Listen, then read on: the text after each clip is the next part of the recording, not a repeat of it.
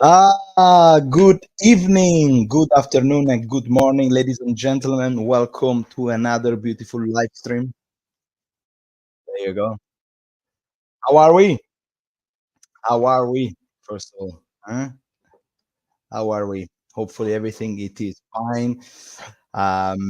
Well, guys, today it is a special day because, finally, football it is back.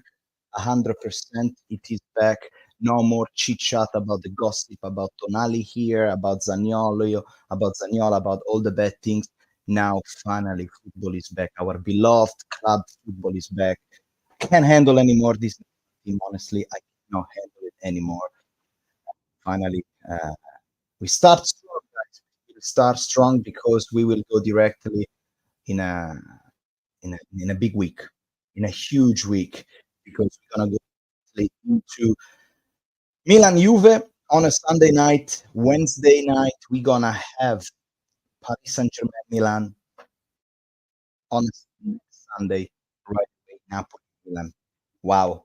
If I think in a week Calabria is gonna face Chiesa, Mbappe, and Kvaratskhelia. Okay, well, let's start. So today is a special day as well because I, finally I was able to get the legendary, legendary Martino, ladies and gentlemen. Big, big, big, big applause to Martino. Let me add him. Where is it? Uh, okay, where are you? Martino, there you go. You're here. There we go. There you go. How are you? Ciao, How are Martino. you?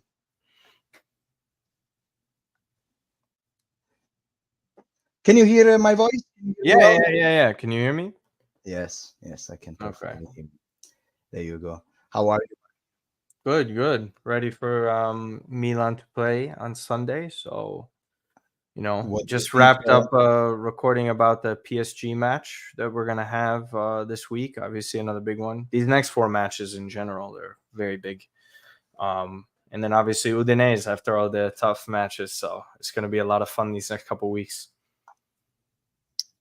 Oh yes, and so thank you again so much to joining today, Martino. Guys, he's running his own channel, Martino Puccio, but he's also with another channel, Sempre. Correct? Yes, yeah. So Sempre Milan, obviously big English speaking YouTube channel, social media as well. So like all the videos go up on Instagram Reels. I know you've seen them obviously. And then yeah, whoever else follows them on there, you probably see my face at that point and all the other podcast clips that they do a great job. And then yeah, my YouTube channel, I do the show with Matt Santangelo. So me and him have been doing Milan podcast for like 6 7 years now.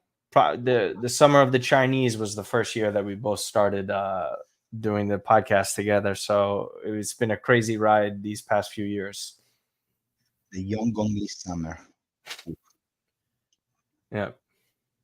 Martino, look, I prepare for you few. I want to get to know you. Of course, this is the first time that we just chat a little bit before this, but before the live. But I really want to know you a little bit more. So that's why. Let me look this, okay? So that's why I prepare some slides, some pictures that I would Okay. like to comment with you, and so we can start talking a little bit about Milan, how you get into Milan, and a little bit about this passion. And we start from the past and slowly we catch up with what's going on nowadays. So here is a question: how did you get into our beloved red and black? Mwah. How? Red and black. Yeah. So I am Italian American, but my mother is from Rome. And all my family is from Italy. All my grandparents were born there. My mother was born in Italy. So, not my dad's side of my family. They came to America in the 40s and early 50s. So they were very young, not really into culture like that, not really into sports. It was just about working hard in America. But my mother came here in the 70s. So her entire family, for the most part, or my family basically, are Romanisti. And then my one uncle is Laziali, just to be different. But me and my cousins are Milanisti. So over here in America, for a lot of people that don't know, we basically were not able to watch a lot of games for a very long time. If you do, you were lucky to get whatever club was your favorite. Mm. Um, because we had Rai Italia is the main channel that carried the Serie A games.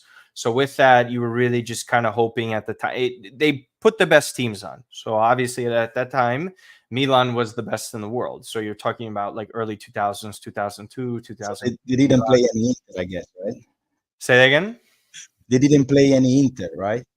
I mean, they played everybody. I just mainly when I was younger was seeing Milan and Juve. And then obviously you would see whatever Roma matches as well, obviously because they love them. They didn't care if I was a Roma fan or not. I'm also from New York, so like in New York, there's a lot of different sports, and my family likes the New York Yankees, which they partially own Milan these days. If you've been knowing and paying attention. Um, so my whole family are Yankees fans, and I'm a Mets fan, which is basically like I became an Inter fan if my whole family were Milanisti. But that was, I always do the different from my family. And yeah, it was really just a bunch of the players at the time. Like I'm also Calabrese, so Ah, Gattuso being from Calabria. Was a big boost, and I just love the way Gattuso played. Obviously, I don't think there's any Milanisti that hated the way he played. There's always fans of him. Kaká is my favorite player of all time, though. As you can see, this was the first one that I was able to purchase of him because I was too young, and at the time they didn't really sell Milan kits, jerseys, whatever you want to call them in the United States like that. That you were able to just go to the store. It was just if my family was in Italy, they would get something. So funny enough, the two first Calcio jerseys that I was ever given was a Ronaldo from Inter and then a Totti jersey from Roma. I never liked the jersey colors or just the way they look, so I never wore them. They just uh-huh. stayed in my closet. I never put them on. Um, and yeah, and then Milan was it's one of those things where you just follow the club the second you like watch and like them. There's so many different reasons, right? Like Yeah. matches, teams, players, that you love it. I think probably for a lot of people over here in America, what brings a lot of people closer to Italian football and Mm. calcio is the 2006 World Cup, obviously, because Boom. Yeah. it brings your family closer together. So like a lot of people in my family don't speak great English. Mhm. My Italian is limited. I understand it well. I could read it. I could write a Yeah. little bit, but speaking is okay. Um, so with that, like it was just always being interested in watching, and then sometimes you get out of school. So like right when you get out of school over here in America, on the East Coast in New York, the Champions League games start because they start at like 2:45 in the afternoon. You get out of school at like 2:30, so you like rush home. You try and watch all the games. Wow. Um, and then when Champions you League get when you older. get out from school? Yeah, you'd get out of school like 2:30 and then you have to like run to like a friend's house. Like I would live on the other side of town, so I wouldn't be able to get home in time. Wow. I remember rushing home in high school because now then they had the Champions League games on TV regularly. I got to obviously when Mexa scored this goal on Anderlecht, that was like one of like obviously that's a longer time ago and those were like more recent Milan teams, but just to kind of remember Champions League wise, that was one of the bigger moments. Obviously in Yeah. 2007, like Wow. it's just the coverage was different then. Mm. Like it just you don't have as much access as you guys do in Europe. So it's really difficult to follow Milan at the time. And when you're a child, you have to go in bed. You're not able to watch weekday matches sometimes. Yeah. It was really difficult. So like when Ronaldinho got announced to Milan, I watched it Oh, on YouTube. It was a YouTube presentation at the time. And so me and my cousins, we were all watching him. I yeah. was obviously over the summer, so you're able to watch that and then you just like fall in love with the team, like the culture and the players, like Maldini himself. Like there's so much to love um, about the team. I know obviously we've had scandals in the past, and Calciopoli was kind of like a stain on the club. But you knew if you followed the club at all that these players had nothing to do with that kind of stuff. And they just were on the pitch to just go out there and win matches and trophies. And they did that. And it How was really easy to follow them. how do you how do you think, Martino? Here is a question. How do you think that these people, these let's call it this these old school players. They were not really into this kind of modern temptation that we can talk about, of course, about money. We're talking about Mm. going to Arabia for playing for money, talking about betting, talking about this kind of lifestyle. How you think? What do you think? What do you think change actually in football Um, coming from this guy that kids 20 years ago bought the jersey to players that they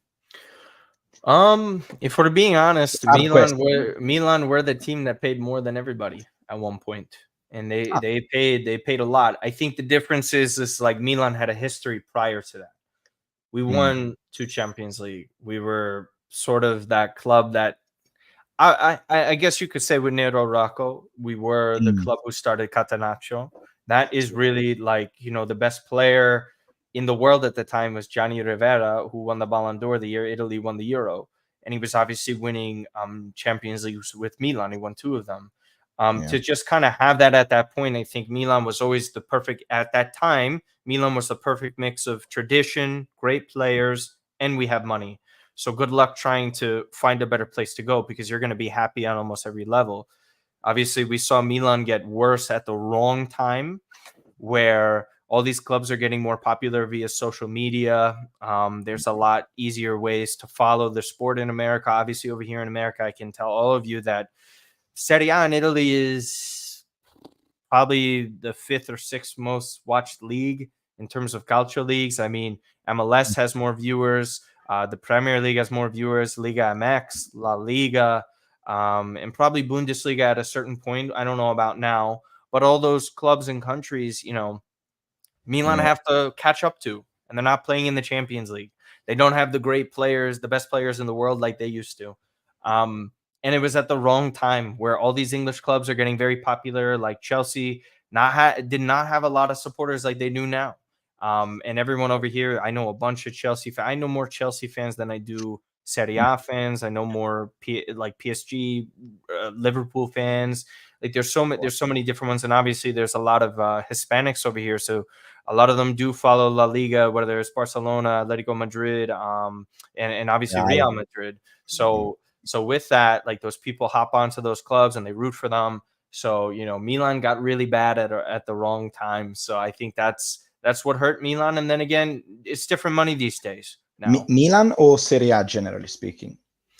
I mean, obviously, there's always Milanisti. There's people who know that stuff. I remember going to high school with people who bought David Beckham's jersey, and they didn't even know who David like Milan was at that point. Like you would see people in the Yeah. hallway, like you're like, you don't watch. Like, why do you have a David Beckham jersey? Like, what are you doing? But that was the whole difference, though. It's like some of the greatest players in the world, or most famous players in the world, were at Milan, and then after Zlatan and Thiago Silva got sold, it was a disaster. Like, no, like it was just it turned into, I think, the saddest experience I had as a fan. And I root for a lot of bad sports teams, but Hmm.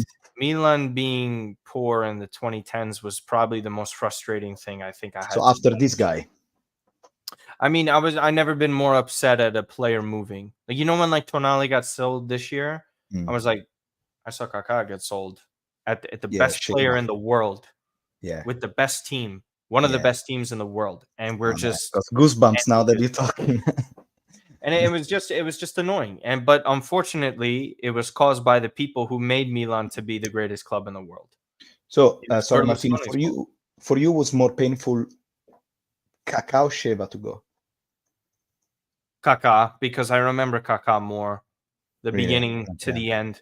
Mm, Sheva joined Milan in the late 90s. I was 4 or 5 mm. years old. See, Like you kind of, it's vague memories. You kind of, you knew how big of a deal Sheva was and what he was doing. see. You Yeah, love him, and then you're able to watch more stuff afterwards. But yeah. Kaká is like the See, whole. it's probably literally probably the little bit difference of generation between me and you, because for me I started loving Milan for Sheva. For Shevchenko, I remember my grandfather told me, "Oh, Milan is about to buy this guy from from Russia." What do you mean from Yeah, Russia? yeah, No, no, it's not from Russia. It's from Ukraine. Ukraine. I said, "Where is Ukraine?" It's like Eastern Europe. How they call it? They call it the king, the Il Re dell'Est, the king of the East. I don't know how it's gonna be, and we never see many Ukrainian playing well, and boom, fall in love. Like The best, yeah. Sheva for us, for me, was incredible, and then peak before Kaká, and then luckily we got this Ricky that.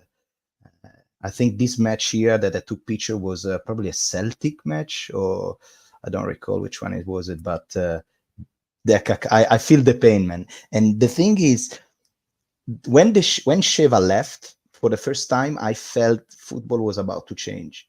That was for me the first bell, because when we went to Chelsea and they were saying, "Oh, I'm going to Chelsea to let my kids learn English," I was like, that's a bullshit that doesn't stand up. It doesn't It make was any just so sense, much man. money, but like unfortunately for him, he Mm, was awful at Chelsea. mm, Milan made a good deal. If it was 2023, everyone would have been like, "Good job, Milan! Like you see, sold an aging strike." Regardless how legendary Sheva mm, is, it was good business. I think Kaká was just at that point the way the team was. I was probably too naive, too young to realize mm, what was happening, mm, because then like you're kind of like you were just so used to Milan like always being good, so like they were gonna be okay. Like, okay, they might not invest now. They just got to find a new talent, something new. But like, you don't realize like the scouting was really bad. All the money we were spending was terrible. We still had the highest wage bill at one point. Like Mexis was the highest paid defender in Serie A. He wasn't even close to being the best defender. Um, we're selling off Zlatan and Thiago Silva for peanuts. Not peanuts, but like we didn't reinvest that money either. We mm, saw 60 million euro at the time is a lot of money, and it just really was just embarrassing to see. And even rejecting the PSG, the eventual PSG owners, when they offered the 900 million or €1 billion for the club, and Berlusconi oof, said no.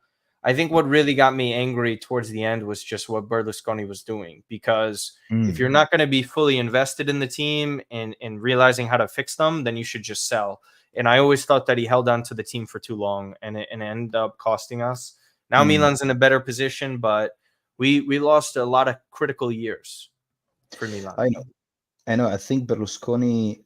Yeah, I agree with you 100%. He held it a little bit too much. Sorry to point out something painful, but I want to know what do you think of what's your memory of this moment?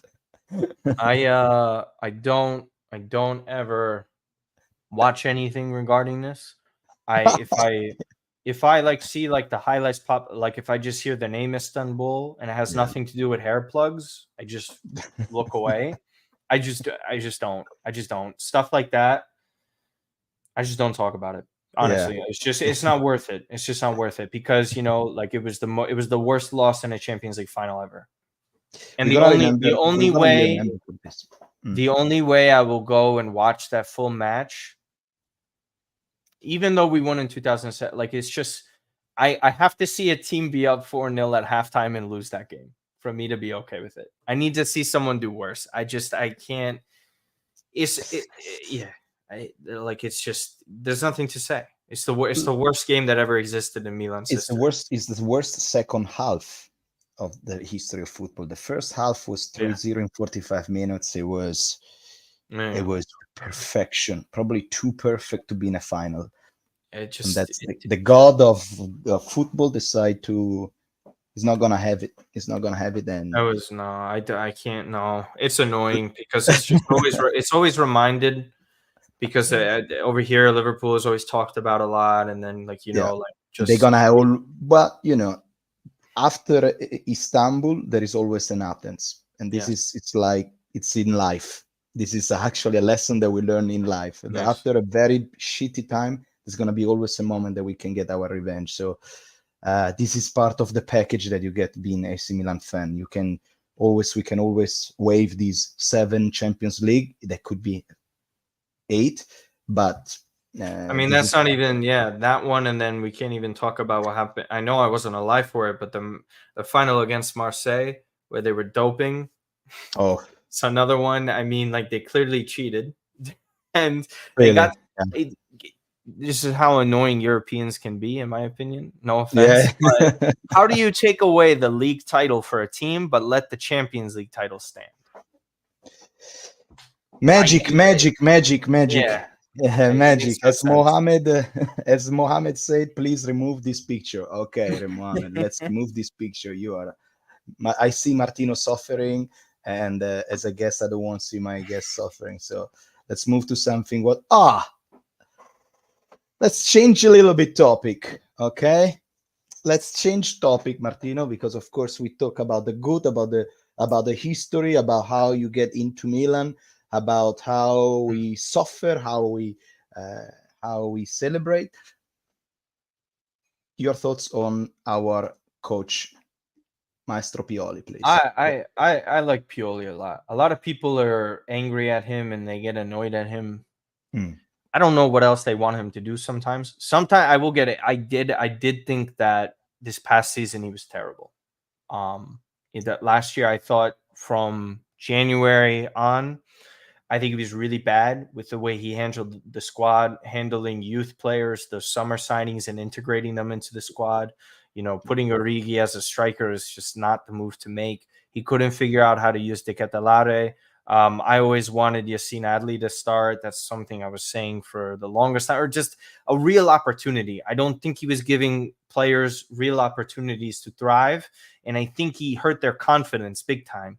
And that was the complete opposite of what made him such a good manager at Milan in the first place, was because Gianpaolo comes in, terrible manager for 8 matches or however long he lasted at Milan, not using any of the players that Maldini and Masada bought him over the summer. Pioli comes in. It took a little while, obviously, with Zlatan arriving, but he integrated the new players into the squad. He figured out, okay, these are the players at my disposal. How can I put them in the best position possible to take Milan to the next level? He got us back into the Champions League after the first time in a very long time. We mm, get into a Champions League semifinal for the first time since 2007. We win the Scudetto with him. We're getting so unlucky with injuries again right now. But like we look like we're able to possibly win the 20th this year. I think we're going to have a chance to do that. We'll see what we do in the January market if we make it to the knockout stage of the mm, Champions League. But I mm, think he's done a great job this summer. There's no mm. complaints from me this year. Pioli's doing his job. Milan are winning games. We lost one game, but everybody's upset because of who we played and lost in that game. It's a bad game, but It's I like Pioli in general. I mean, how could you get mad at him at this point? I don't yeah, get it. yeah. I saw his stats, his number. They're actually very good number compared also to other Ancelotti. Ancelotti. To back in. I'm going back comparing to Sacchi, Capello is not that far, really. So it's the only thing that this guy is missing are trophies, I believe, because people of that's the things about coaching a high profile club like Milan. Mm. People want trophies. People don't want to have 60% of ball possession. People don't want to win 1-0 against Genoa. Fuck it. I want to bring home the trophy. I want to bring that's the thing. And Yeah. Martino, I'm afraid that if this guy is not going to bring any trophy at home Yeah. this year, Maybe. It really depends. it depends. I know. It's just like it's the thing It is de- like if we're probably gonna make top four again. We got off to such a good start. That we're probably gonna be in that position to do so. But I don't know. It really depends. Inter is so good. I don't Inter is expect I yeah. don't expect Milan to win Coppa Italia because they never take it seriously. So I don't know how they're gonna win a competition like that. And then Do you really care about Coppa Italia? Honestly, between me and you. I only care about it because Inter keep winning it and they don't shut the hell up about it. So you know what I'm saying? Like they're just like, oh, Yes. we're better than you. It's like we have the same amount of Scudetti. Okay, you make fun of Napoli, Roma fans all the time for celebrating trophies like that, but they put them up on a pedestal. Rio Ave, what a game this was. Yes, yes. I'll take you back to Inter. Don't worry, because I wanna know that side of you, your Mm-hmm. relationship with it. But Yeah. yeah, no, I'm just going down the memory lane, and Mm-hmm. this was the match against Rio Ave. The beginning, no, the resurrection. That's that was I think for me, Mm, that's one of those games. But for me, I would say the turning point when I mm, started believe like, okay, I think Milan could make top four, they'd be good again. It was funny enough, it was in the derby against Inter. where I think we went up 2-0, and then Mm, Inter ended up winning like 4-2. It was bad. mm. But the way we saw Milan playing football at the time before COVID went down, I was like, okay, that makes it like Yeah. that is actually good play. Like, where has this been? Um, in matches like this, I think mentally this is where Milan took the next step too.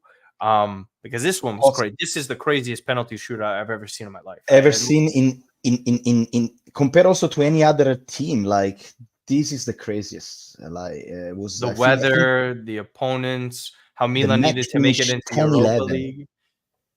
You know, when you play FIFA, the match finished 10-11.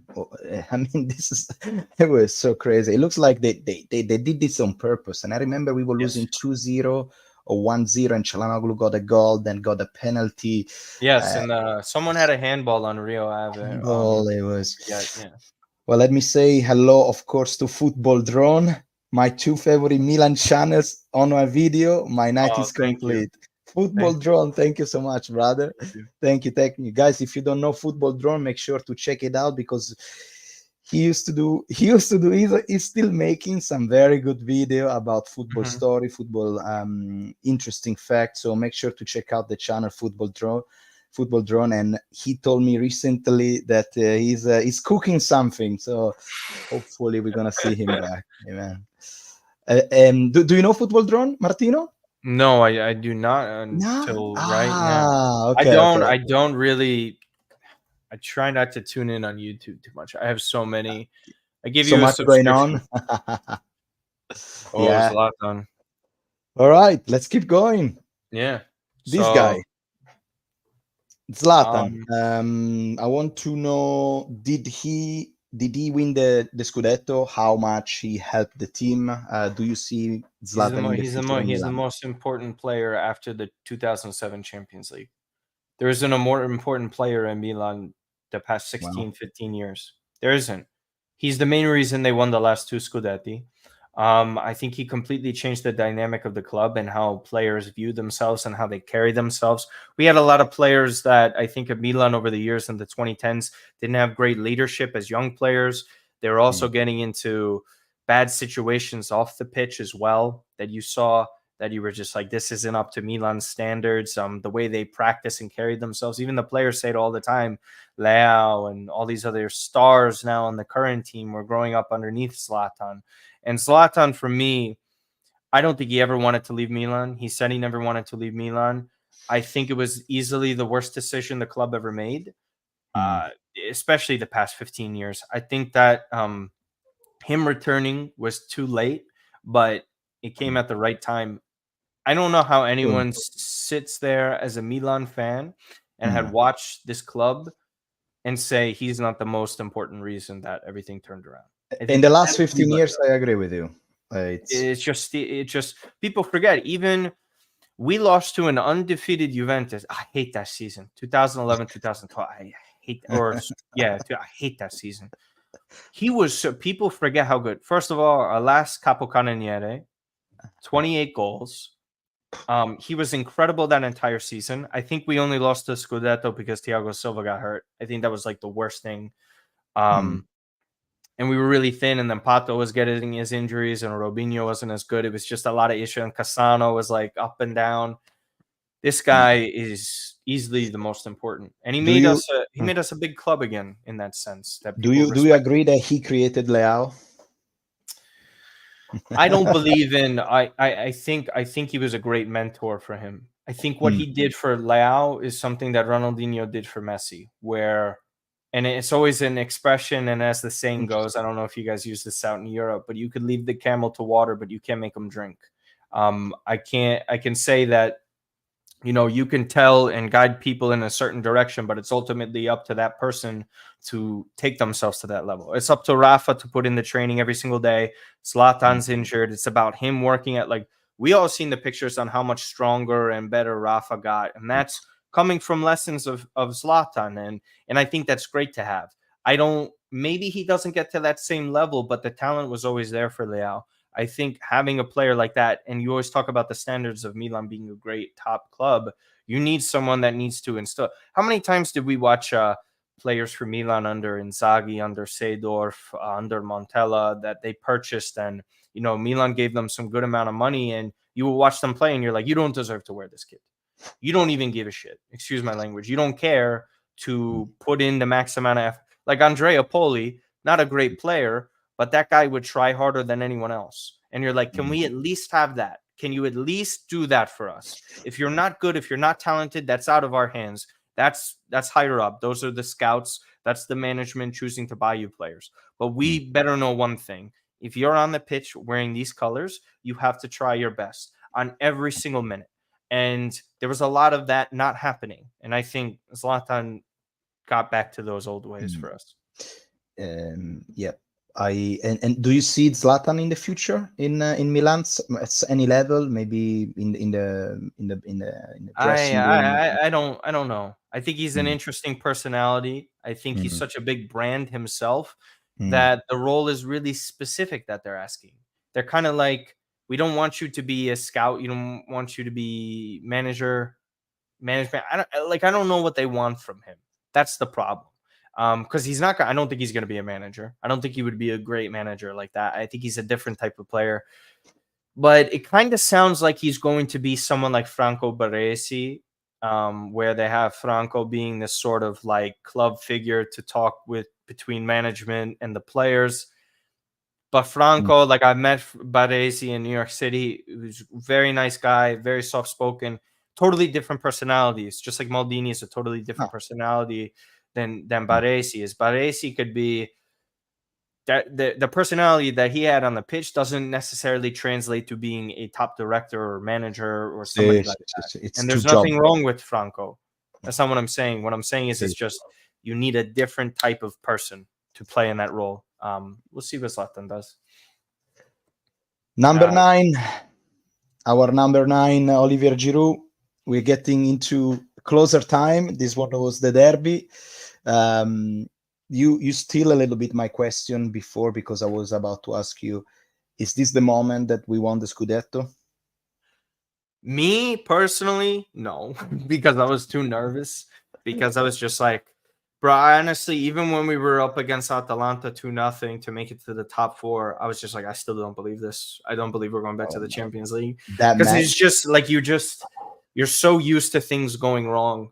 When this happened, this was my favorite game since we won the Champions League.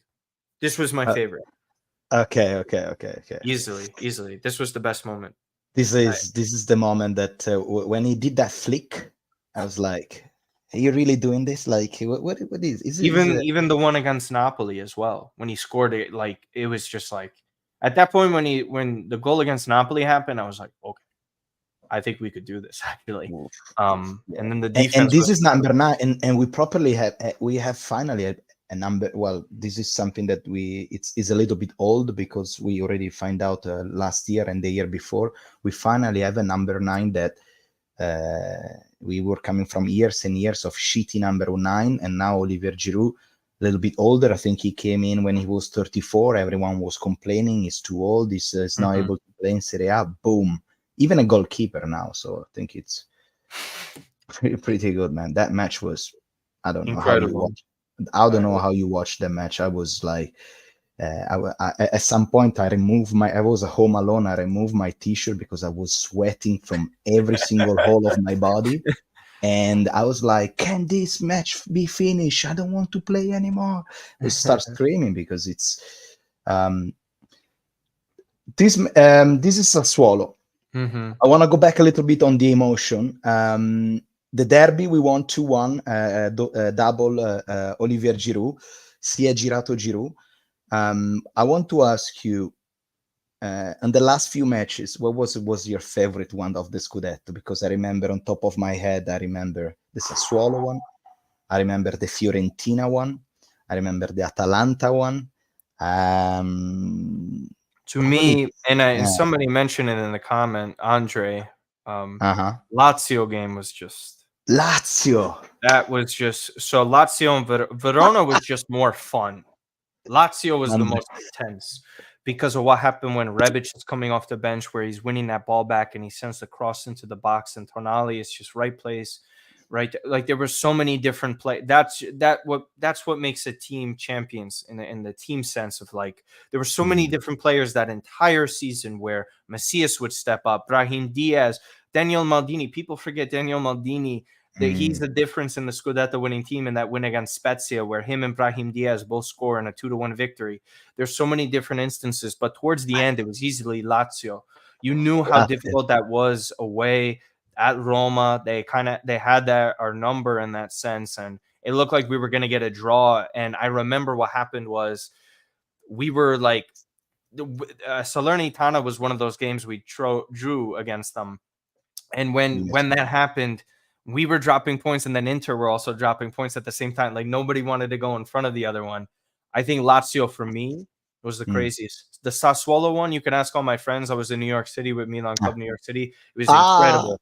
Incredible. So much fun to watch that. And I said before the game, everybody was all nervous and they're like this, and they're like, oh no. I was like, we're gonna destroy Sassuolo today. Like you have no idea. bro, We're that gonna tear them apart. Like Inter right then mentally at the bottom. They had nobody, in my opinion, with that team that they had that could mentally overcome what was happening. Milan just needed to take care of business, and the way Rafa was playing at that point was incredible, incredible, yes, and the yes. defense as well was just. I loved it. That was just one of my favorite days ever.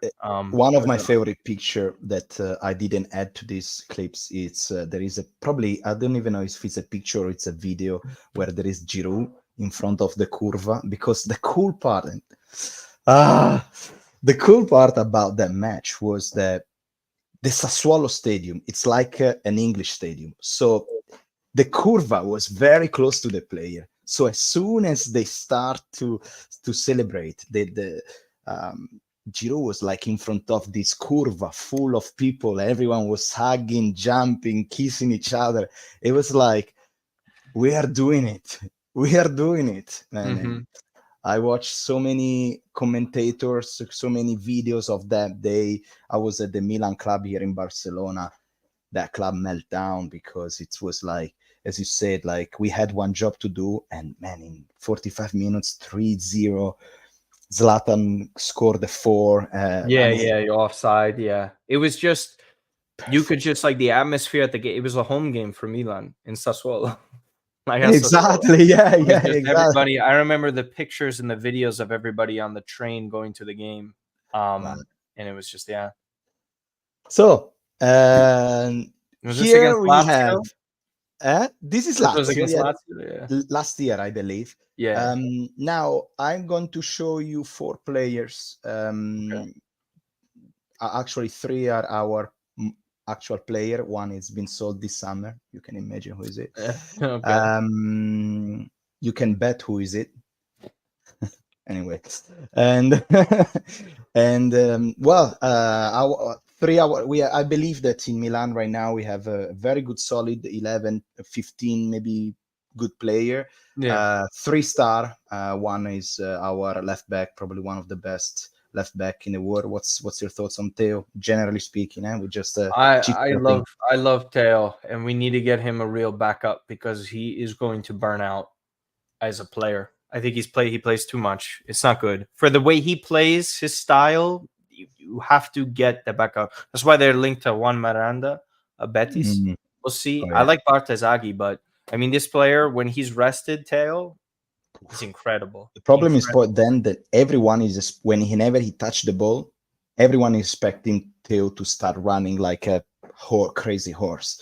The point is how long it can be. Like how is he Yeah. played all the World Cup last year. Of course, yeah, at some point he's gonna be tired. So Yeah. um, okay, I love that's Teo. Theo. The other, of course, good player. It is our goalkeeper, Mike Magnan. What do you think of this guy? He's the best goalkeeper in the world, but I can't believe how often he gets hurt. He worries me. I would pay him a fair salary, but it's just stay healthy, bro. Please. Because they're talking about he want 8 million, but 8 million a year I for a see. Here's renewal. the thing. I think people are scared that this management and ownership won't be willing to pay that. I think he needs to stay healthy, and they'll pay him. Elliot was willing to offer Gigio record money as a goalkeeper, and he was had far more issues. He was a far more flawed goalkeeper than Mike is. Mm, Mike, where are the holes in his game? I don't know mm. one. He doesn't. He There's no doesn't use negatives. There's no negative. Gijo, you knew, like if you press Gijo, the ball's at his feet, he's a disaster. Mike is not that. He's the complete opposite, and he's just as good of a shot stopper. So I think Mike's incredible. I hope he stays, but I understand if he eventually moves on. It wouldn't shock me. Okay, okay, good. I like your honest, honest answer. Is correct. Let's go to our champions, our best player, I believe, Yes. Raffaellino Leao. Hmm. Sometimes disappear from the match. When he wants, he can bend any team in Serie A. At least in Europe, still have a little bit to go. Were you expecting Rafa to be this good? I think there were like moments, obviously, when you watch him that you're like, okay, like clearly he's more talented than a lot of these players. And it wasn't, everybody likes to go to look at the Fiorentina goal in his first goal for Milan. Where like, Mm, oh my god, like that was incredible. But Milan, I was so angry that match. I didn't give a damn that he scored. We were losing like 3-1. We were terrible that day. yeah. I think it was just a bunch of matches where you see him and he turned loose and he went up the pitch Mm, solo, and you saw how fast he was and how he looked with the ball at his feet, and you were like, oh my god, like all he needs to do is just be consistent. Because people forget, like, he wasn't starting all the time.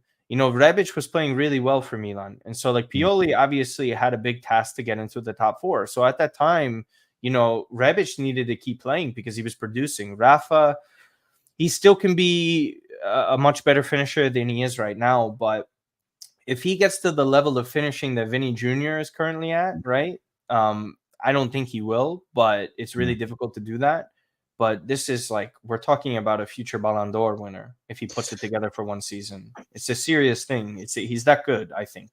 It is. I agree with you. Andy says Leao needs to overcome being a Rashford by performing better in Europe and getting more numbers. I think He carried us to the semifinal last year.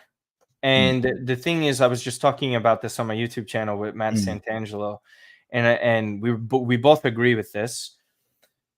If someone just finishes the chances that Leao created for them, no one is getting mad at Rafa. Giroud couldn't finish any chances. mm, He was creating the chances against Dortmund as well. Nobody could finish. Should he finish better? Yes. But I also think he was doing his job, right? And his job all the time is not to finish and score goals. He's still a winger. People forget that. People get confused because Cristiano Ronaldo was so incredible as a winger scoring all these goals. They think, that's the goal. Cristiano Ronaldo also switched to striker. He's a one-of-one player. You're never going to see that again. So, like, to compare mm. Rafa to him, it's silly. And I would also say Agree. that Rafa, in my opinion, out of all the left wingers in the world, to create chances with his teammates that he's had, I think he's the best creator. I like, honestly, like, we have Salamakers and a 36, 37-year-old Olivier Giroud. That's really easy to defend against when you know this guy is the only problem for you. And especially in Europe. I love Giroud, but Giroud's not running in behind defenders. He's No. not constantly pressing like that. Salamakers is a horrendous offensive player. He offered Mm. next to nothing. Pulisic already has more goals in Serie A than Salamakers ever did in a singular season. So, now he's finally getting the help. But yeah, I love him. He's incredible. And Martino, if you have to sell one of these three, who you sell? If you have to sell, Have to sell as a goalkeeper. Mm. You have to sell a goalkeeper. you sell you sell Sell the goalkeeper. Magnan. I love Magnan, but you also probably get the world record fee for a goalkeeper. true. And this management has shown that they could replace players. I agree. I think it's I think it's gonna be much harder to find a good left back or somebody like Rafa than a very good goalkeeper. So I don't know. I'll we will see. Look, talking about the next player. So of course, no many feelings here. No much feelings. We're talking about Sandro Tonali wearing the Newcastle jersey. And of course, now it's a little bit into the gossip because what's coming out from Italy that he's gambling. How to say it's addicted to gamble. Yeah. I'm gonna ask you a question. Hmm. Did Milan know? No, I don't think they did. Mm, Vitiello also saying this for Milan News, so like I think he's the best Milan reporter. I agree. Yeah. And everybody else is saying like, they didn't know at this point. Mm, And Newcastle fans want to accuse Milan of knowing because they sold him. No wonder. mm, But I tell this to many people, and you have to know this if you follow the club. So obviously you know this, and I'm sure the other Milanisti watching. Here's the thing: they just sacked Paolo Maldini.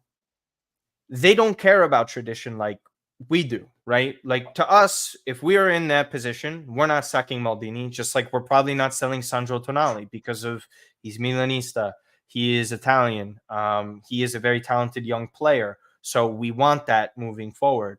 But they sacked Maldini, who is the greatest club icon we've ever had, and he won us a Scudetto, got us into the Champions League multiple years.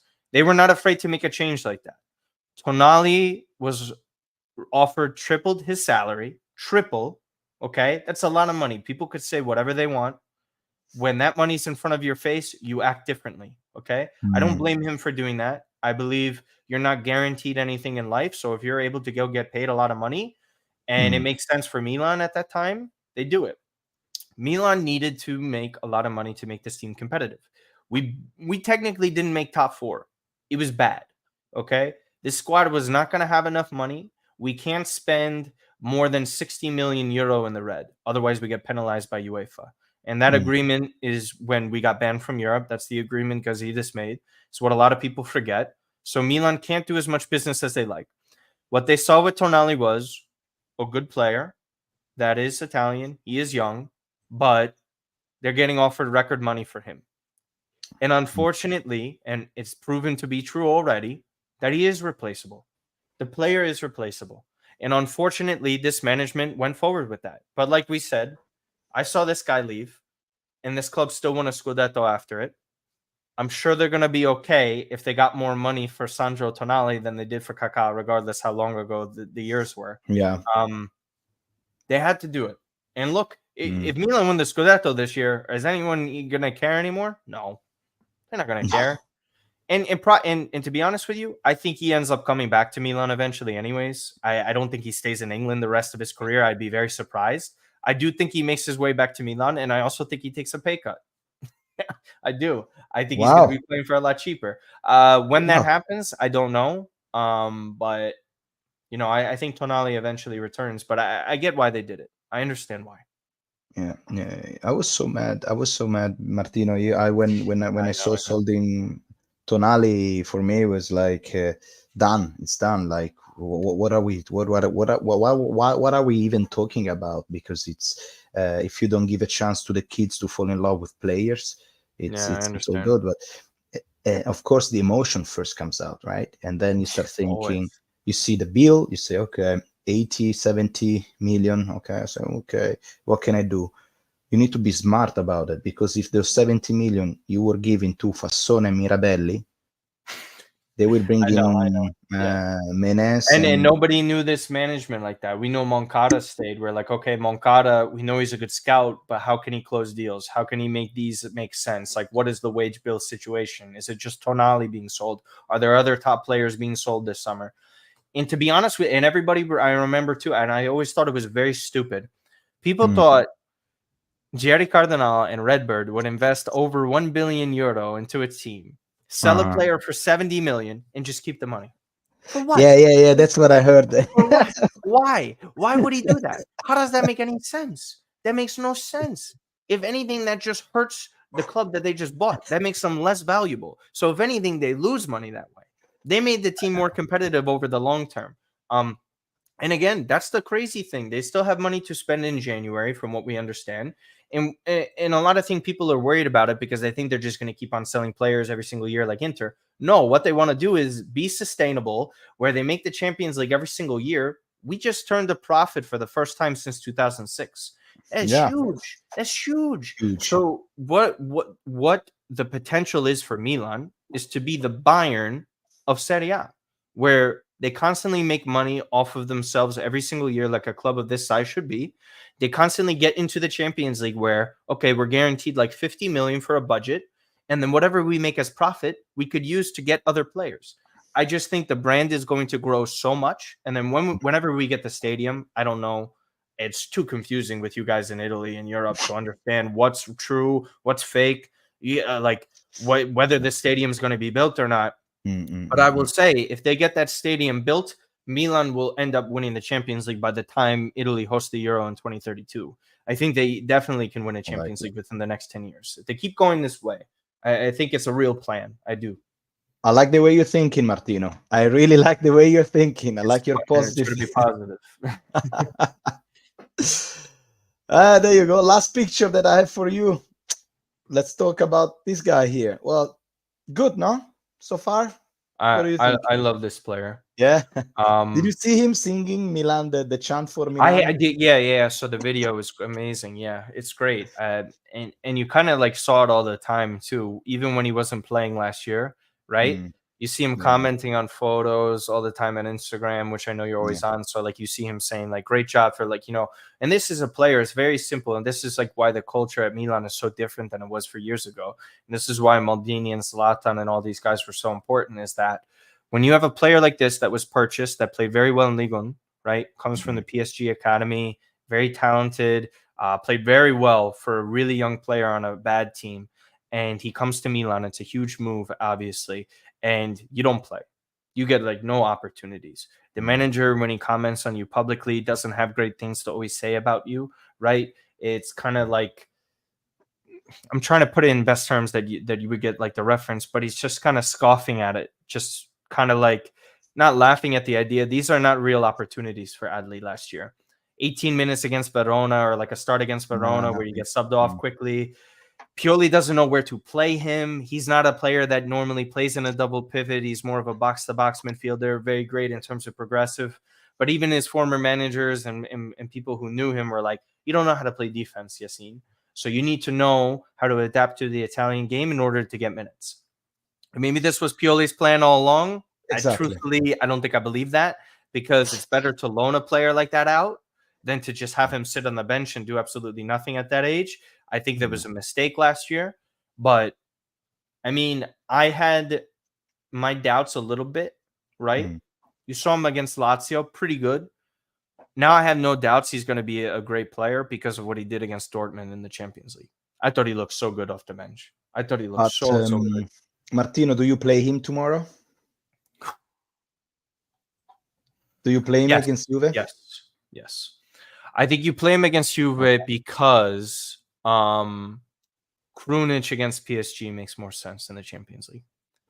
And you can't play Krunic that many minutes coming off of an injury.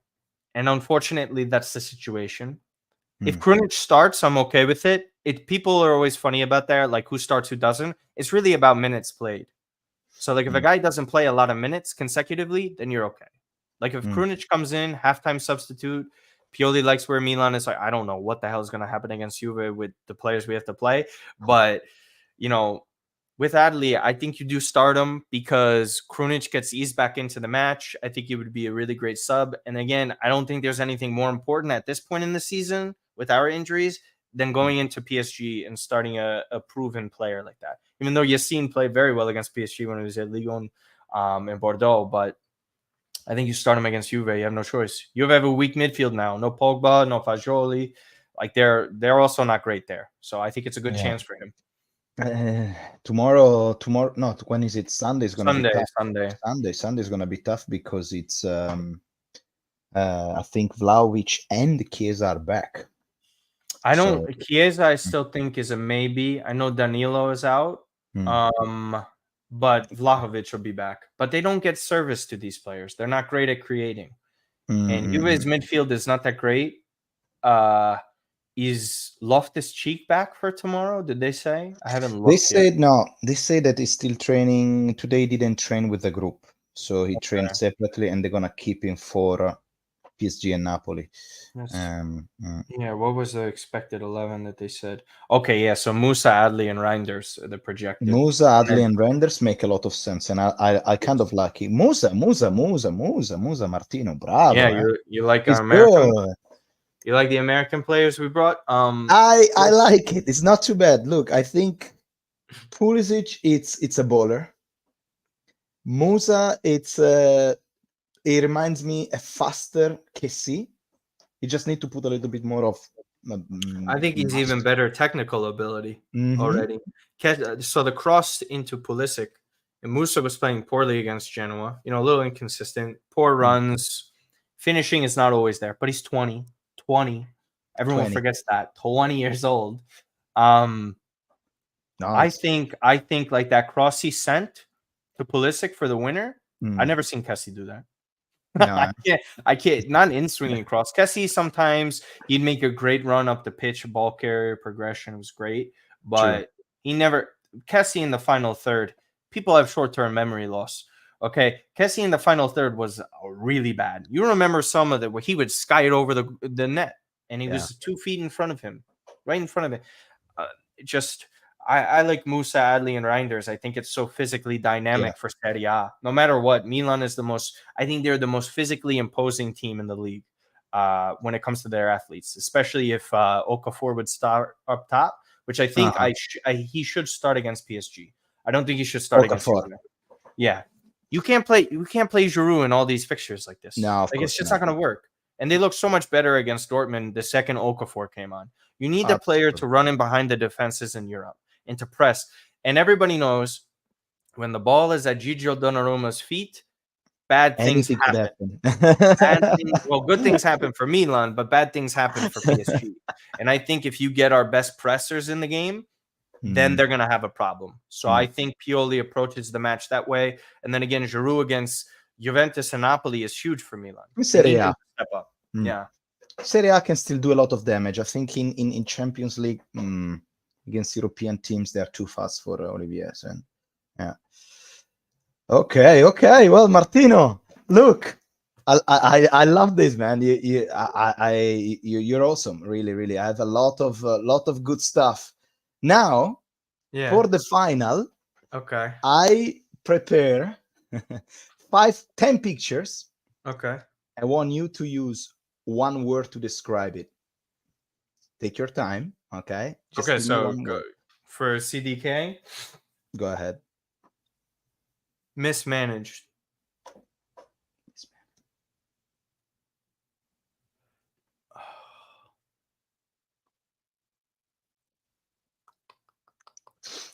Trying to think of one word.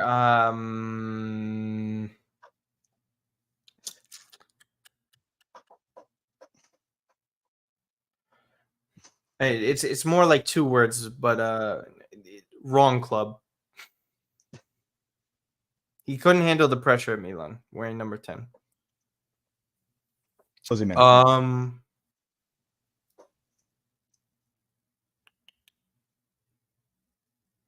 Injured. Always injured against Milan. Kvara. Incredible. I think he's an incredible player. I really do. Yeah. You like? Let's open this. You like Kvara? As a player, yeah, I think he's incredible. I don't dislike him. You know, he's always very nice and complimentary of Rafa. I don't think he's arrogant. I don't think He's in very like, humble. I like him because he's yeah, humble. exactly. I can't hate players that are humble and respectful like that. He's too good. He's too talented. I just hope he gets sold. That's all.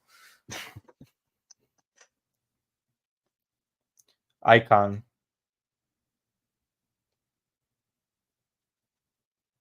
Obnoxious. I fucking hate this guy, man. I hate Good him. player, but I can't. I only can't stand him because he disappears for weeks, and it's never against Milan. Like this guy always does something against Milan. Like that's the annoying thing. Great player, great striker. Don't get me wrong, but obnoxious. Mm-hmm. Are you ready? Mm-hmm. Nah, I don't like it. I don't eat that stuff. Illegal. That's the word that you want to use. Disgusting, I think.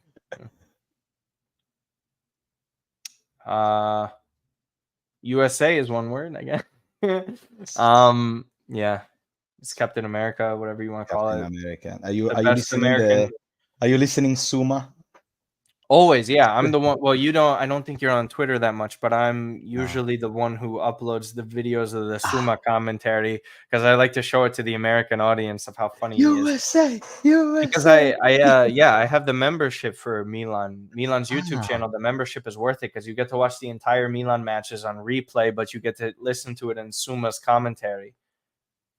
So like how, you wherever you are, I guess, like so over in America, Paramount Plus, it depends. Sometimes you yeah. get Matteo Bonetti and the CBS crew, Uh-huh. but you also get the World Feed crew of the other commentators, and I don't like them, so I like to listen. I watch every match twice, so I like to go Okay. and watch the Suma commentary. It's the funniest one so far. It is probably the funniest one. Yeah, yeah, yeah. I love it.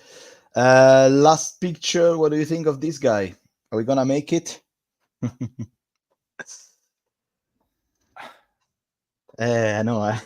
This is a painful one. Like since Tonali is going to be suspended now, and honestly, I don't think we do. I don't think Italy makes the Euro. No, I we're not gonna make. We have to win against North Macedonia in Rome, and then we have to. they easily can, but I don't trust them. I don't think they deserve my trust for that. The England game was always really difficult, but like it's on Spalletti for picking Scalvini to play in a match like that. That's not an Good. easy match. I like Scalvini, but like Mm, when you put in a 19-year-old at Wembley, his first real huge yeah. international match, and you're saying go stop Harry Kane, go stop the Mm, most informed player in the world, and Jude Bellingham. I just Spalletti. I love Spalletti. I think it's a good mhm. hire, but it's a really difficult time. But these matches are really tough. Macedonia, I mean, Malta is not going to be difficult, but like Macedonia, Ukraine, it's Ukraine. really, really annoying. Really annoying. Yeah. We'll see. We were gonna. I really hope so. And your last. I don't know if you have any prediction for tomorrow. That's great. I like that. Uh, I also have this one. Don't worry. that's great. Have the two. I had us winning 2-0, but this was before Sportiello got hurt. Yeah. Mira, I like it's just I don't mind Florenzi left back. I don't think Juve are that threatening. If Chiesa it looks like Chiesa is going to be coming off the bench if he does Yeah. anything. Um, that's an advantage for Juve, obviously. Mm.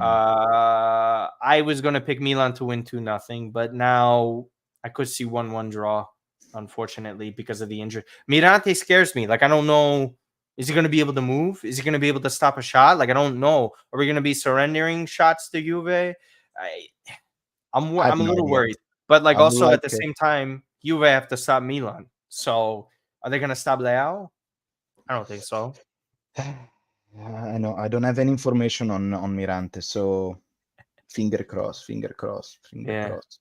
Tomorrow is gonna be a tough match, but we need to believe in this Milan, as I said, because a lot of time people don't, they don't trust in the team. They start typing Pioli out because he didn't change One game. Adli for Pobega.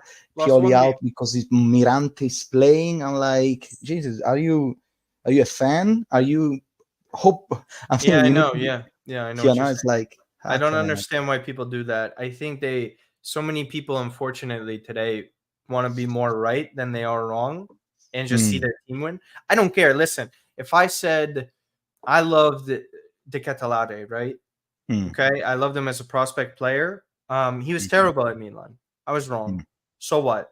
If Milan are able to get that money back, then so be it. Like it's just you. I don't care who is at the club. I don't care who the manager is. I don't care who the players are.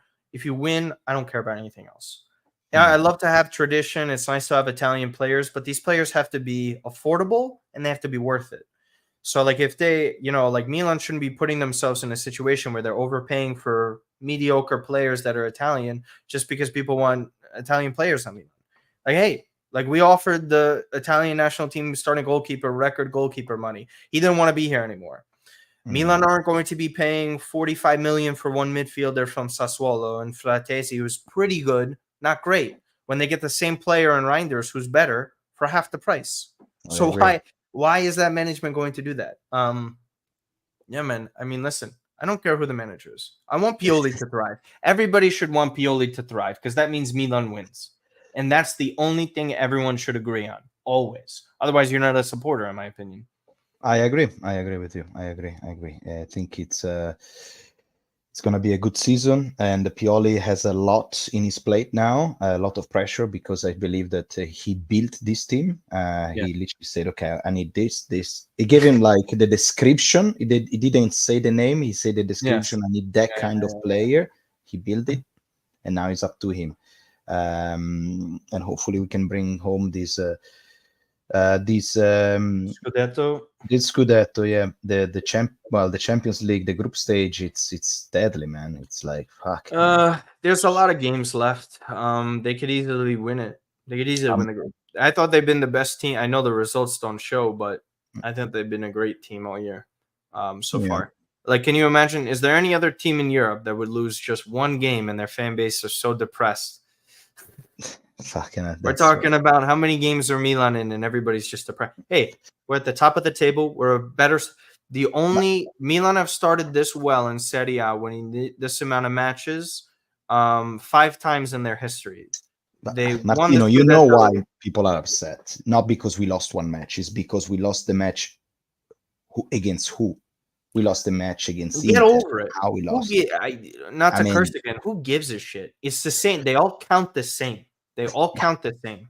The 3 points you lose against Sassuolo count the same. You lose 3 points against Inter. I know it's because they won 5 straight times. Who cares? Here's the funny thing. If Milan go and win the Scudetto, and say we lose the next derby again, right, to Inter, but we still win the Scudetto, what do you think Interisti rather have? 20 of course. Scudetti or 19? Or sorry, 18. It's not 19. They have 18. Okay. I'm not gonna, different situation. But Yeah. how do you Milan can do that? And by the way, they're going to buy somebody important in January. They're going to be able to do that. They have whether they make the knockout stages of the Champions League or not, Milan are going to have financial flexibility because they still have that. And so, if Milan say they crash out, they're in Europa League or this or that, the focus is on Serie A.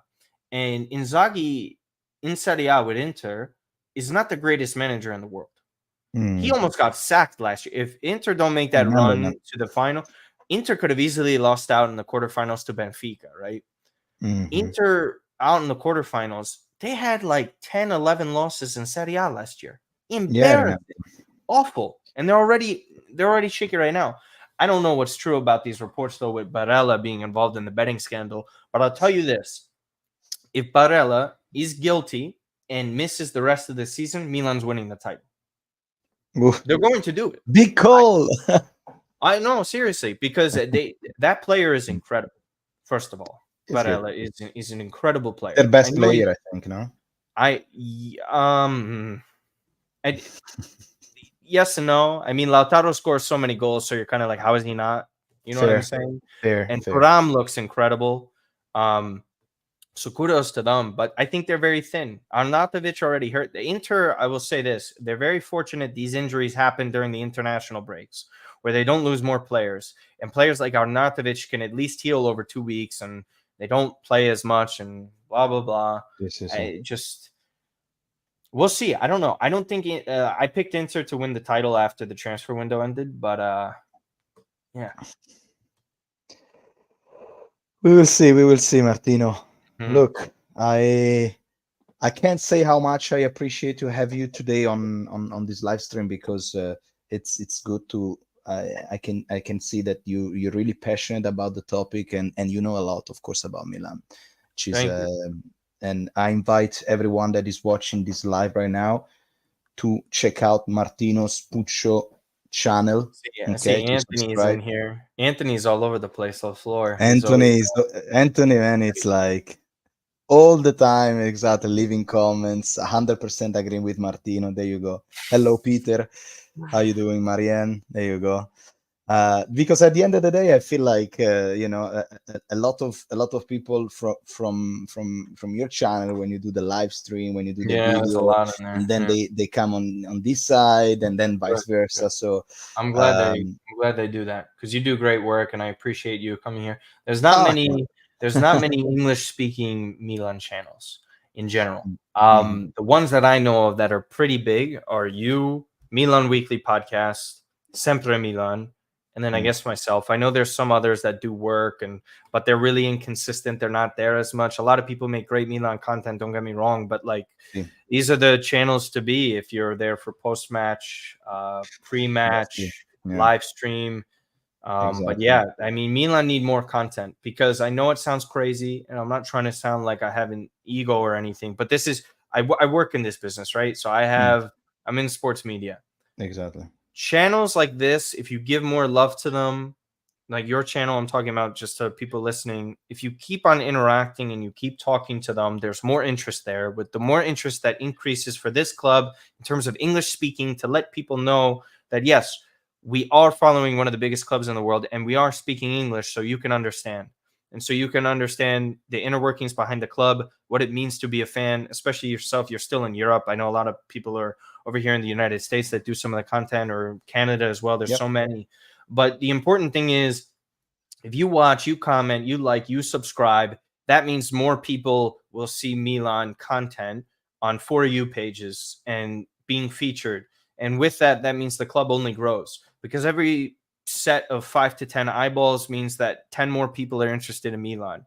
And what my story is, and what your story is as a fan, there's so many different ways to become a fan. And social media is very important with that. And that's why I Mm. always try and like put in positive content for Milan and for Milanisti to do it. I don't necessarily always have the time, but there's always been people asking for more Milan English speaking content, and you do such a great job with it. And I thank you for having You, me on. Martino, are grinding. I see a lot of your video, a lot of live, a lot You of have to, you reels. have to though. That's the Yeah. whole point. And the crazy thing is, it's crazy to say, but it's factual. We are Mm. some of the biggest English speaking Milan channels in the entire world. We're talking about the entire planet of one of the biggest football clubs. And people are here tuning in that are great people and great supporters of the club helping here. And Of all you course. have to do is just talk about Milan, and people will want to show up and Certo. discuss it because it is, again, people don't realize that they still don't get it. They're not even close to being as dominant as they will be in the next 5 to 10 years because it's going to happen. You don't get there with smart people like this, a smart business plan like that, where they're trying to build the stadium. Hopefully, it gets built. And if that Beside stuff happens, Italians business aside. people just don't get it. If this club gets a stadium built, they're going to dominate. They're just like everybody still loves playing for Milan, even when they were poor. You truly believe in Cardinale. You truly believe in Redbirds. You are a I think smart people who consistently have shown over the course of their lives and careers that they're able to build something commercially, um, and then obviously appointing the smartest people in terms of directors, management, in which they have done, and they've proven that their numbers work. Being involved with FSG, Fenway Sports Group. Okay, I watch every single American sport. I know it inside out. Calcio is probably towards the bottom of my list towards of mm, knowledgeable sports, right? mm. The way America does sports and the way they build up business through sports is better than every single damn country in the world. Okay. We suck at the sport. Okay. We don't understand a lot of values, and that's the poor side of that. But I will tell you, there is not a better country to try and emulate in terms of making your brand bigger. Oh Okay. yeah, I got Because you. they're taking them to the next level. Because Yes Channel, Yes Network is the baseball channel where the Yankees play, right? The Mhm. Yankees are one of the biggest teams in the world in Yeah. sports, and baseball is not that popular. Milan had full games being played on that channel. Okay, they have full games being played everywhere. We have the greatest American player of all time in our squad right now. Arguably, we have one of the best American. He will be one of the best American midfielders of all time in Yunus Musa. I know the Oh, bar's on the floor now because you're like, he's a pretty good player, but he's not that amazing. Hey, listen, we're the United States. We don't have many great players. But that's the beauty of it. Milan are actually getting incredible at the right time in the United States. We have the best talents the US has ever seen, and they're playing for Milan entering their prime, playing for really significant trophies. The amount of people that are going to start following this, and I'm sure your channel has seen it, so many views and one more things when players arrive, it's only going to elevate everybody else. So if you're still there supporting the club, you're only going to see your stream. You have 20 people in right now. You're going to have like over 100 very soon. There's so many. It's Let's just, you believe. do a great job, and you deserve it, and you put out good enough content, and a lot of people are going to be big supporters of this club very soon, because they will see what Milan is, because we're bigger than I Chelsea. love that. I mean, Yes. it's true though. It's true though. Like, you don't. So many This is stupid it. people that don't understand history. This is like, okay, how many league titles does Manchester United, Liverpool have, and all these other clubs? All right around what Milan have. They have 19. And a lot of people don't understand, and I know I keep on going on, but this is like the importance of how big Milan still is. Okay? England was not always the greatest club in the world. So the way people weight like these trophies, right? Like the Premier League is like the ultimate league trophy right now in this era, right? Mhm. Probably because we admit it's the best league. So you could have gone for the same for La Liga at the time. Milan, when they were winning Scudetti in the late 80s, the 90s, they were dominant. They were the best team in the world and the best league in the world that we still have not seen repeated. Okay. The Premier League in the 2000s, still not as good as Italy was in the 90s, and even in the 80s, where you had the players winning all those Champions League trophies, the Ballon d'Or winners, even the secondary teams like the Parmas of the world, the Fiorentinas were Yeah. loaded. Sampdoria was making Sampdoria. Champions League finals at the time, winning league Lazio. titles. Like, you understand like how incredible that was. Milan were the best then. They had the best team of all time. They're better than Pep's Barcelona, Saki's Milan. Capello had the greatest team of all time with invincible players, the greatest defense in any sport that has ever existed, with Maldini, Costa Curta, Tassotti, and Baresi, all these players. You have never seen a better defense. And they won the second most Champions League ever.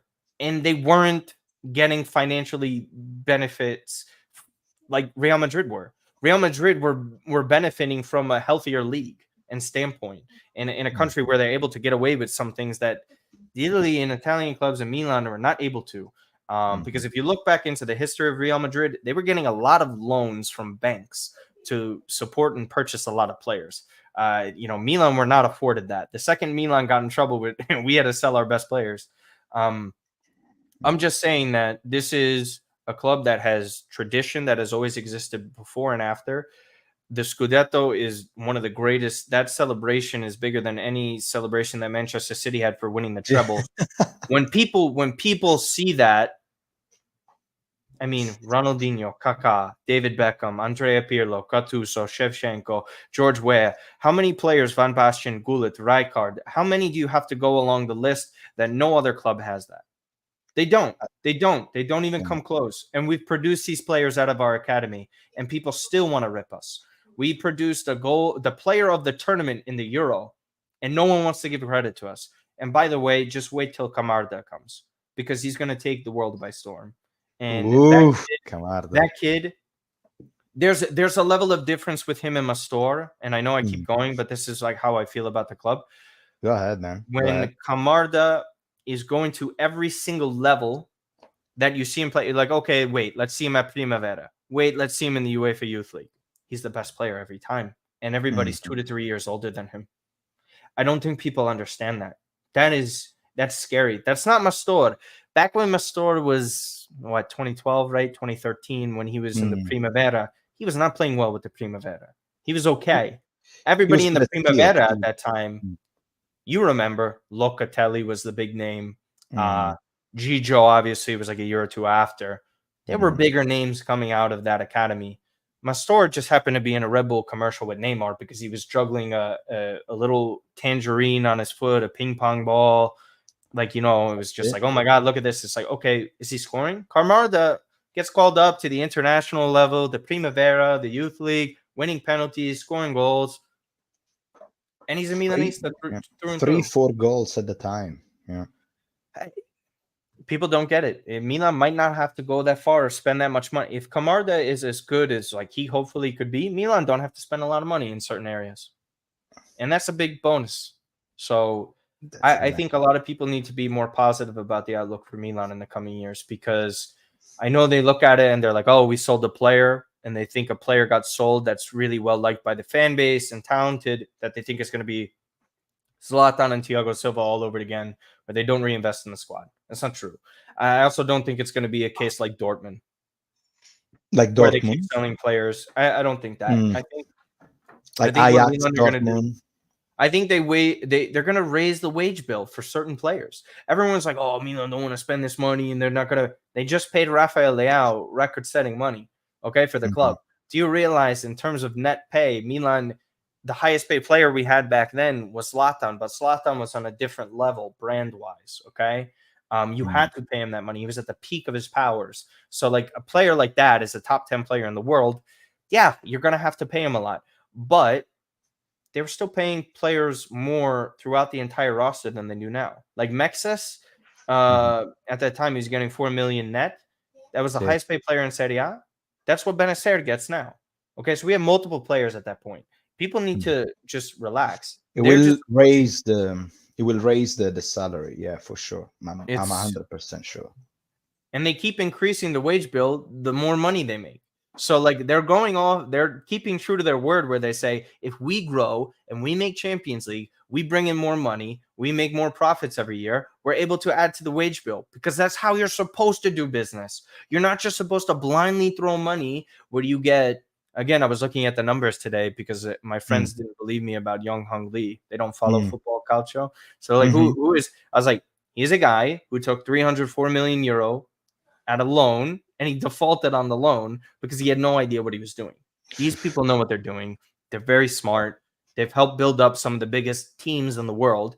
I mean, look at Toulouse or whatever Jerry owned or used to own Mm. in France. They won the second Toulouse, division. Toulouse, I think now. Yeah, Look how yeah. good they are. Every scouting, like people like to laugh and make fun of Milan, like, oh, Moneyball, this and that. You have to understand, you cannot reject facts, and data is facts. Okay, Mhm, whether or mm. not sometimes the context is properly applied. I'm not talking about XG and all that stuff. Tijani Reinders is the perfect example, and then I'll stop Sí. talking. Tijani Reinders, Don't worry, Martino. statistically, data driven wise, and I had a video on my channel Mm, with a friend about this, and you can go look up the Tijani Reinders thing. Tijani was the number one player in almost every single major category statistically in the Dutch league. And wow. everyone's like, oh, who is this guy? He's 24, 25 years old. He's not good. Like, he's not playing on the Dutch national team. Milan found him. He's incredible. You could say he's probably been the best midfielder in Serie A this year. And where did they get him? By using data and analytics that no Mm, other team really uses. And by the way, people who think nobody else uses data and analytics, how do you think Liverpool built their team? They did everything through analytics. That's how they do stuff. Chelsea, they spend a lot of money, but they still use analytics. Every top club in the world does it. Just because mhm, they're not as outspoken about it doesn't mean they're not using something. They mm, have to use anything at their disposal that they think will give them an advantage on the pitch, and that involves data. And if you reject that, then you're just rejecting the modern game. Do we like it XG being a talking point after every match? No, of course not. There's so many different things, but yeah. it works. It works. You can't deny it. What's been happening? That's first of all, that's how we restarted this club in the first place. Was all the data and analytics put in was like Rafael Leao's good. What do you think are on these scouting reports that these guys have in Moncada? You think they're just like good player, check, pass the eye test? That's not the way it works. They just don't do that. It's well thought out. They have a list of players. They scout them. They look at the analytics. They look at the fit. They look at the comparison between leagues, play styles. Can they fit in this system? What can they do for us here? Is he worth this X amount of money at this age? It's this is a multi-billion-dollar club. You just don't Listen. do it off of what you see. You have to use data to support So your you think that argument. old school scouting is dead? I don't think old school scouting is dead. I think you need to always have a balance between the two, because Mm, baseball, right? Because I follow baseball here. I've okay. worked for a lot of people that I fantasy sports like Fanta Calcio and all that stuff. So with that, we'd always used to have to do depth charts and analytics, and you look at advanced analytics, and with those, they have like incredible things. The funny thing is, advanced analytics and the eye test actually go hand in hand. The analytics just provide context for your eye test, right? So say you're like, oh my God, Rafael Leao is an incredible dribbler. Yeah, you could see Mm. that. But how could you support that argument? By Mm. successful dribbles, right? That's an Mm. analytic. Or take-ons. Take-ons means how many times does Rafael Leao attempt to Mm. dribble past somebody? He's successful X amount of times. And compared his rate to other players around the world, Rafael Leao is probably the best dribbler, or one of the 5 best dribblers, next to like Vinny Okay. Jr., players like that. Samuel Chukwueze is another player who is actually a Mm. top dribbler in the world. Cavada is also one of them. They use Mm. those. All that stuff Okay. matters. It's just about applying it in, not because there's a lot of Ivy Leaguers, because it's a lot of math involved. And, like sometimes there's snobby people. They don't know how to communicate with others. Guys who are like old school scouting, like Breda and all these guys that we've had in the past, they use what they know when they played, or if they played, or what they're scouting and what they've learned over the years. That stuff still works. It absolutely still works, because Yeah. character matters. The types of people that you recruit, that you want to represent your club, all that kind of stuff. And see how they can grow into their body. That's something you can project as well. Like Rafa was very skinny when he joins Milan, puts on Yeah. muscle and all that stuff. But but it's you important. can't really, for example, I understand that the physical point of view, you can do projection, etc., but you cannot really maybe understand the attitude of certain player. For Yeah, example, classic example, the Balotelli of the situation, incredible talent, incredible, yeah. as far as I know, very good numbers, but then the attitude and the Of course. Yeah. concentration that the player has on every day on training, it's really a human thing that you have to see the guy playing every day and making sure that he's all right. And So that I think matters. Yeah. I think it has to be a balance of the two things, cannot be only on one thing. Yeah. Yeah. Yeah. I mean, a lot of people, that happens over here in baseball all the time, because so many people are like, numbers, numbers, numbers. It's like, okay, can you have someone explain this to someone else? And if you can do it on a human level, right? Ah, Like say Musa and Kessie is examples, right? They're that's a great good one, ball, eh? they're great ball Mm, carriers, right? And so like, you're like, oh, look how much, like Musa, his first appearance with Milan, everybody remembers he had a 70-yard run up the pitch. mhm. Everything he did, like afterward, like it wasn't great. He missed a pass. It would have been a better through ball to the side to get crossed in the Sì, box. sì, sì. Um, with that, you're kind of like, okay, his numbers, like percentile. Football Reference is probably the best site. Everybody looks at like percentiles and where this player falls in this category compared to this league. You need to have someone that's able to read that and understand that and translate that. The best I could say for a comparison, so like baseball, you obviously have the baseball bat. You try Mm, and hit the baseball, right? And so a mm. lot of times in traditional ways and values and the way people talk about the sport is, you want somebody that hits the ball hard, because if you hit the ball harder, that means it's likely to be a home run or a base hit. You get on base, like it's a Okay. positive thing, right? Just like your efficiency in goal scoring. You explain me baseball now because my knowledge I on know, I know baseball I'm explaining is zero. baseball, but this is what happens in the disconnect Uh-huh. between Yeah, the go older ahead. Yeah. generation and the newer generation. Uh-huh. So I like both, because I think you need to have an emotional feel when you do these things, because at the end of the day, we still have people and you have to manage people. Okay. Also, you have analytics and data. And if you grew up in school and you're educated, you know that you can't reject math because it's factual. There's no Yeah. opinions with that. It's black and No. white. Yeah. So, anyways, baseball, they call it exit velocity, which means the Mm, speed in which you hit the baseball. So you mm. could hit it over 100 miles an hour or 100 kilometers an hour, right? That's a positive thing, but you sometimes have no way of backing it up. So sometimes people will be discussing baseball, and the way they discuss it is in a new school type of way, where they're like, his exit velocity is incredible. Meanwhile, technically, what would have been said 20, 30 years ago was like, he hits the ball hard. It both means the same thing, and everybody's on the same page, but Mm. everybody likes to argue with each other because they're like, oh, you like this. Like, everybody uses the Mourinho quote all the time. If you use analytics in football, you have no idea what you're talking about. And it's just very funny to Okay. me that a manager who's doing so terrible is saying that. And at the same time, where other clubs are having great success and beating him all the time, using analytics. Mm, Mourinho at Roma has not beaten Milan once. Do you think Mourinho loves analytics like that? No. Who uses analytics? Milan. Who wins? Milan. Simple, good point. simple, simple. And they try and change that up. The only thing is you have to be more presentable about it. You can't be an asshole. Okay. So like when there's a lot of people that present analytics that they're condescending. They're not very nice. Yes, Anthony, he's using the Astros. The Astros are like The Manchester City. Astros. They're a baseball team. They've done incredible. They Okay. constantly win every single year. They outsmart other clubs. Like say Milan, Real Madrid. What Milan did? How does Real Madrid, the greatest club in the world, let us buy the best left back in the world for 20 million euro? How does that happen? How did Milan outsmart Real Madrid? Seriously, they basically took a player for peanuts, and he is now the best left back in the world. And they don't know how to handle themselves with that. They're still struggling to find a full-time left back like that. Mendy's pretty good, Hakimi. but they Hakimi have as well. issues.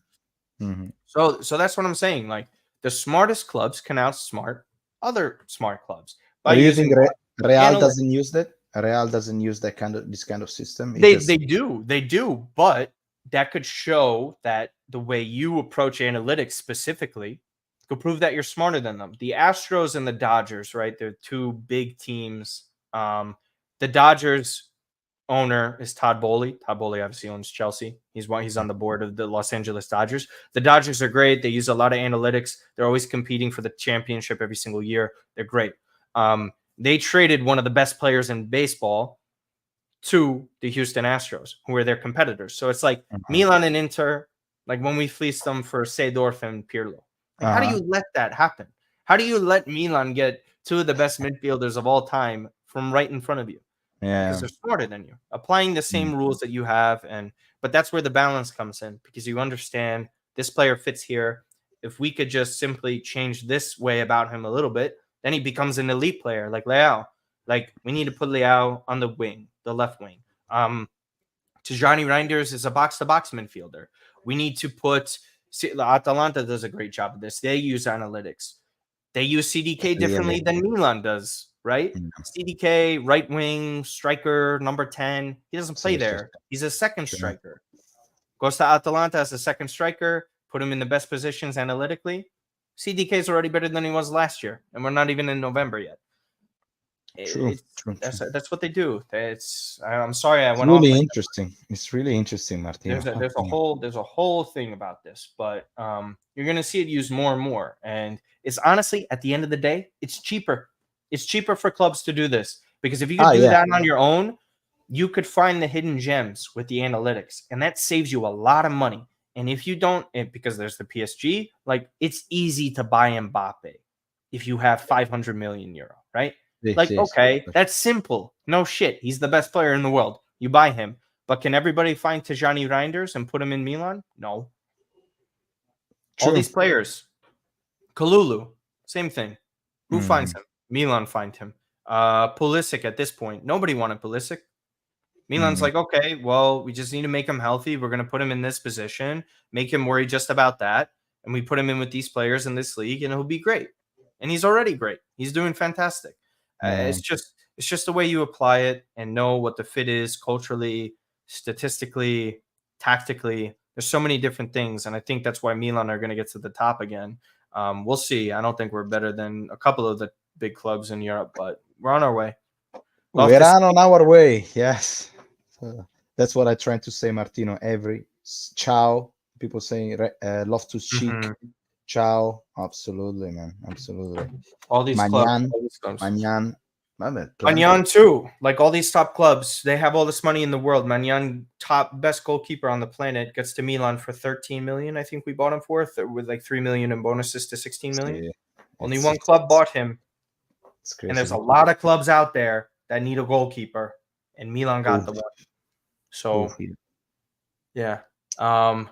I do have to get going soonish, so I don't know if you want to talk about absolutely, Martino. That's all I wanted to ask you. I think it was a fantastic meeting you, man. It was good. Fun. No, it was great talking. Sorry if I talk a lot, but that's why. And then I saw that you changed the jersey behind you. Yeah, just to change it up. I mean, the Tonali one, almost every single video I make when I do the YouTube shorts or the reels, everyone's Uh-huh. like, "Oh, bro still has Tonali, kid." I was like, "Well, he doesn't play here anymore. Whatever. I'll just put up another player who doesn't play here anymore.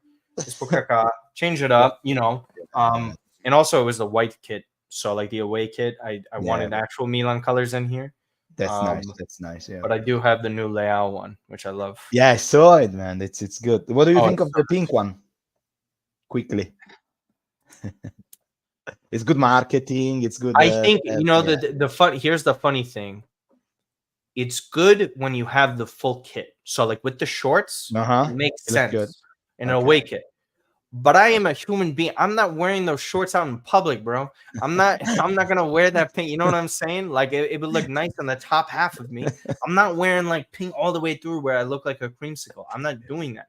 So No. like with that like the white kit, I have the home one. The home one's okay, Yeah. and I'm not the biggest fan. But the white kit this year, the away kit is incredible. I thought Puma did a Beautiful. great job. The only thing is, I would say get a replica. Don't get an authentic one. Authentic Puma Why? kits, the way it's very thin, the material, Uh, so it always feels like you're about to rip it when you put it on. okay. Okay. But I love it. It's All great, and right. then I love all the jackets that they. If I could show you Yeah. the one jacket I love the most, 1 second.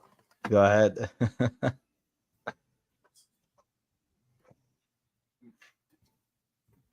This one, Giroud is our top goalkeeper.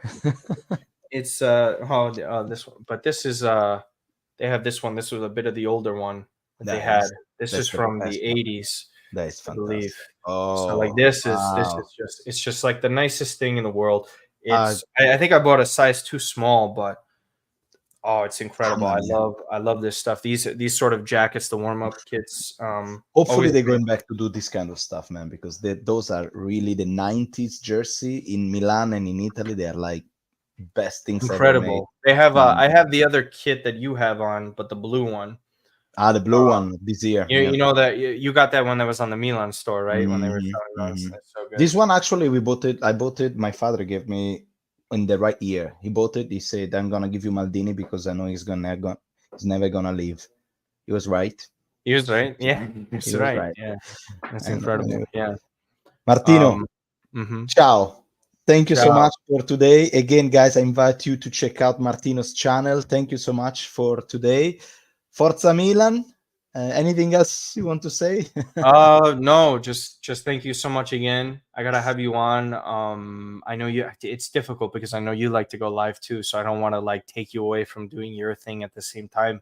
But if you want to come on, maybe probably a pre-recorded show, or if you want to come live after a match, Absolutely. obviously you're always welcome. And I appreciate Definitely. everybody who's said everything nice in the chat over here. That obviously is always on my channel. I think I saw Zion as well. Zion, Anthony are a couple of names that I remember, Oh, but yeah. everyone else, it was nice to meet you and thanks for listening.